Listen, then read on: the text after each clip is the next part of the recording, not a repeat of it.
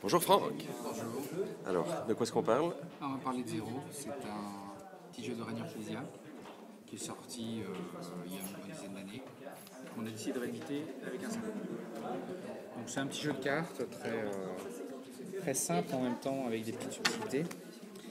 On a donc des chiffres numérotés 1 à 8 sur plusieurs couleurs, 7 couleurs au total. Et le but du jeu en fait c'est de totaliser le moins de points possible. Alors, comment on va marquer les points et comment on va essayer d'être au plus proche de 0.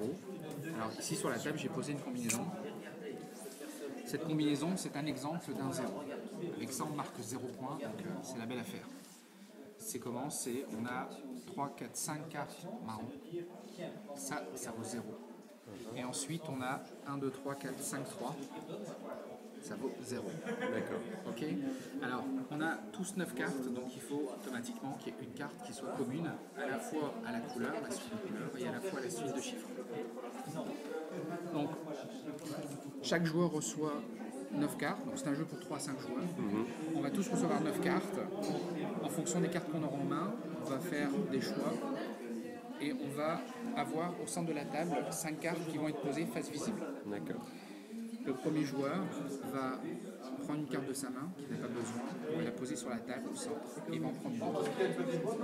Et retourner comme ça jusqu'à ce qu'on essaie d'obtenir une combinaison extra. Le problème c'est que certaines cartes sont écartées du jeu et on ne sait pas lesquelles. Ah, Voilà. Alors il peut y avoir que quelques cartes écartées, tout dépend du nombre de joueurs. Il peut y avoir un beau petit paquet de cartes quand on ne joue qu'à 3. Donc à un moment donné, il va falloir, si on pense qu'on ne peut pas faire la combinaison ultime, c'est-à-dire 0, il va falloir arrêter la partie. Donc plusieurs options sont possibles. On a la possibilité de passer son tour en tapant sur la table. Je tape une fois, je passe mon tour, et le joueur qui suit, qui va taper une seconde fois, la partie s'arrête. On va laisser au joueur restant, après le deuxième qui a toqué, la possibilité de piocher des cartes et de se défausser d'une carte.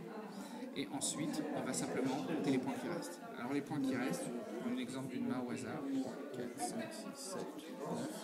Voilà, imaginons que je termine la partie avec ça dans la main. Eh bien, voilà. Alors là, évidemment, je n'ai absolument rien fait, donc c'est une catastrophe. Mais on va par exemple avoir, on va totaliser en fait les points. Alors on ne les cumule pas ici, par exemple 2, 4, ça vaut un 4, ça vaut 4 points. 2, 5, ça vaut 5, ok, etc. Ici j'en ai 3, donc ça ne vaut toujours que 5. Ici ça vaut 6, puisqu'il n'y a pas de 9, ça s'arrête à 8. Voilà, donc ici je vais faire 8, 6, 7, 4, 5, 3, ce qui est énorme. Hein. En général, quand la partie s'arrête en cours, on a au moins 5 cartes d'une couleur, ou alors 5 chiffres identiques. d'accord. Hein, donc on essaie d'avoir toujours un minimum de points. Alors, quand on tape une première fois, en fait, on avertit que potentiellement il y a possibilité d'arrêter le jeu. Ce qui veut dire que là, les joueurs vont être sous tension et vont essayer de se défausser des gros points pour avoir le minimum dans la main au moment où il va falloir poser les cartes. Okay. Parfait. Voilà. Ça dure combien de temps?